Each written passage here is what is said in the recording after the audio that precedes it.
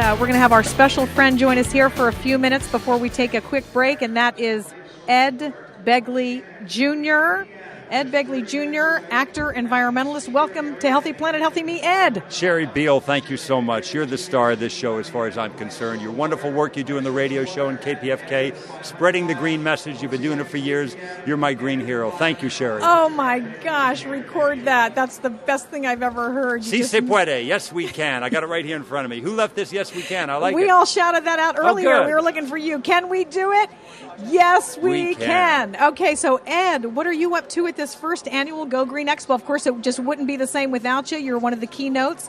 What brings you here? I'm promoting green technologies at work that people can afford. It's wonderful. If people can afford solar, there's lots of solar people here. If you can afford a wind turbine, they got those people here too. All that stuff that's kind of higher on the food chain, if you will, costs a little more dough. But there's plenty of stuff that's cheaper, and easier to do, like the way I started in 1970. Sherry, it took me 20 years to be able to afford solar panels. I started in 1970, back at the first Earth Day. I did cheap and easy stuff. Those options are available today. Life Source Water is here if you want to get some good water filtration. You have all kinds of other stuff. Cool and Save has these great things. You can make your air conditioner more efficient. There's lots of great people here that are doing things that are cheap and easy. Energy efficient light bulbs, energy saving thermostat. All that stuff's available. Well, now, aren't you doing something with gray water? Because that really interests me. Absolutely. I got this friend of mine, Buzz, who's getting this gray water system that's going to be permitted by the city of LA, I think quite shortly, within a few days. Buzz is going to have this permitted, and I'm going to have a gray water system at my very home. That's the last thing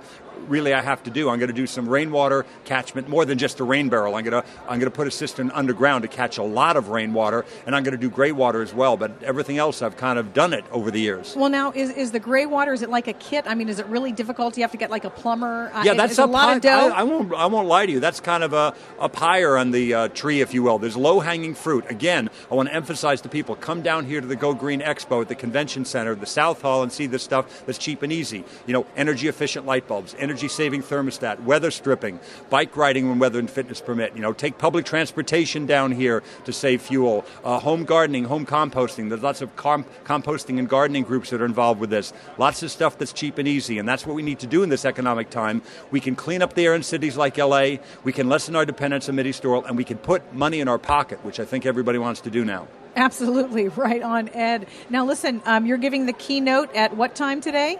3 o'clock today at the Go Green Expo, South Hall, LA Convention Center. Okay, and will you be speaking at this weekend again, or? No, I have to go to Kansas City and speak over the weekend. There's a lot of demand for this kind of environmental stuff these days. It's kind of nice. I'm sought after all over the country, and I'm happy to go and speak and spread the word about what I found that works after 39 years of doing it. Right. Now, the gentleman who I was speaking to just before you, he said his family looked at him as being a heretic almost just 20 years ago because he was trying to live in a sustainable way.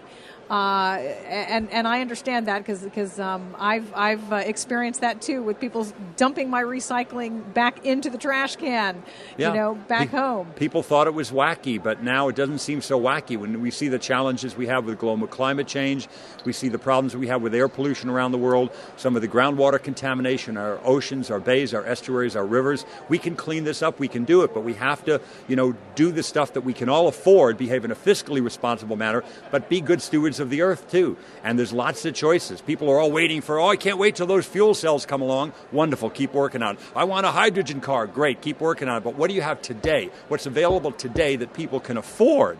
And you start with that stuff, and that's the way I started, and there's lots of ways to learn that stuff and what fits best for you here.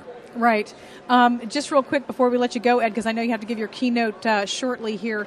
How do you feel about, we're seeing on TV General Motors and other companies, just heard on the news the other day that for the last 8 decades, General Motors has been in the 4, and now Toyota has surpassed them. I am not surprised. I know there were a couple of years back that the people were asking for those electric cars. Please don't crush them.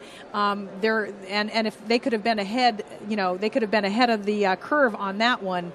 What do you feel about this whole bailout with the car companies? I'm so sorry for the companies and for the workers, especially the workers who are left out in the cold in this horrible situation. We want to make sure there's jobs for them. But keep in mind, though, even Toyota's hurting with this current economic crisis that is global. They're hurting a lot less than GM, Ford, and Chrysler. They're not looking for a handout. Toyota's not going to Washington saying, please, we need some money. They're doing a lot better. Why?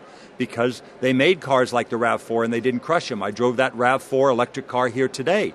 They don't make it anymore, but they definitely make the Prius, and they make lots of other hybrid vehicles, high-efficiency vehicles, and they've done better with that plan. And so we need to have more of that from the auto manufacturers in Detroit, and I think they get that now, and they're going to do that more, and I'm looking forward to it. Okay, that's great. So that's the solution. That's what they need. We need to create green cars, green-collar jobs right here in America. Make that stuff here. Make it green. Make it here today. Right on. Thank you so much. That was Ed Begley Jr. joining me today here on Healthy Planet, Healthy Me. We're going to take a very quick and short break. We have some wonderful people that we're going to come back. You're going to hear from Mariel Hemingway.